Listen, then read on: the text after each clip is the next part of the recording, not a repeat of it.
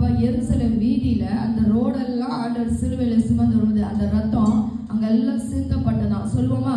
அது வீணாய் போகாதபடிக்கு ஆண்டவரே என் சிரசின் மேல, ஆண்டவரே என் கூடாரத்தின் மேல, என் பிள்ளைகள் மேல, உங்க கணவர் மேல அந்த ரத்தம் வீணாய் போகாதபடிக்கு விலையேற பெற்ற ரத்தம். நீங்க யாரெல்லாம் இன்னைக்கு அந்த ரத்தத்தை மாத்திரம் நீங்க உரிமை பாராட்டுங்கள, ஆண்டவர் ரத்தத்தினால உடன்படிக்கை, புதிய உடன்படிக்கை, என் ரத்தத்தை பானம் பண்ணு, என் சரீரத்தை புசின்னு சொல்லியிருக்காரு இல்லையா? இன்னைக்கு அதுதான் நம்மளுக்கு ஒரு வல்லமையை கொடுக்க போது. இயேசுவின் ரத்தம், ஆண்டவரே அந்த கல்வாரி மலையிலிருந்து சிந்தின ரத்தம், அவரால் அந்த சிலுவையை சுமக்க முடியாதபடிக்கு அவர் சுமந்து கொண்டு வரும்போது அநேக முறை 39 முறை அடிச்சாங்களாம்.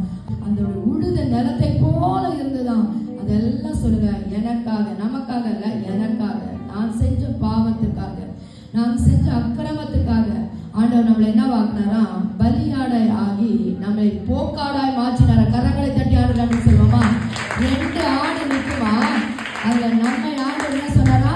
நீ போக்காடு, போயிடு, நீ எவ்வளவு பாவம் பண்ணாலும் பரவாயில்ல, போ, உனக்காக தண்டனையை நான் வாங்கிக்கிறேன். அவர் பலியாடாய் மாறினார். இயேசு எனக்காய் பலியாடாய் வந்ததுனால நான் போக்காடாய் போயிருக்கிற ராஜா, இனி பாவம் செய்யாது போ அப்படின்னு ஒரு விபச்சாரியை கூட சொன்னாரு, கல்லனை சொன்னாரு. எத்தனையோ பேர் ஆண்டவர் கிருபையினால ரட்சித்தார்.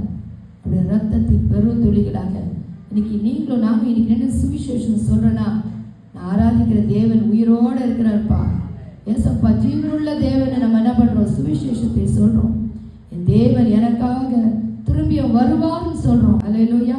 செத்து போன தேவனை கும்பிடல, பேசாத தேவனை கும்பிடல, நான் கூப்பிட்டா மறு உத்தரவு கொடுக்கிற தேவன், உண்மையாய் தம்மை நோக்கி கூப்பிடுகிற யாருக்கும் சத்தமா சொல்லுங்களேன், சமீபமா எத்தனை தடவை கூப்பிட்டாலும் மனுஷனுக்கு போன் பண்ணா 4 தடவைக்கு அப்புறம் 5ஆவது தடவை எடுக்க மாட்டாங்க.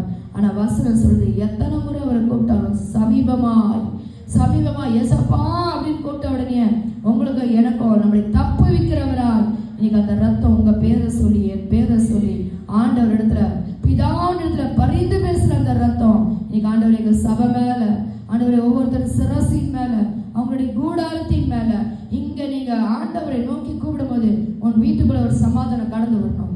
இங்க நீங்க ஆண்டவரை கூப்பிடும் போது உன் வீட்டுல இருக்கிற இருளெல்லாம் வெளியே ஓடிடணும். இங்க நீங்க ஆண்டவரை நோக்கி கூப்பிடும் போது உன் வீடுகளுக்குள்ளாக அலக்கழிக்கிற பொல்லாத கிரியைகள் இயேசுவின் நாமத்தினால அது வெளியே போயிடணும். ஆமென்.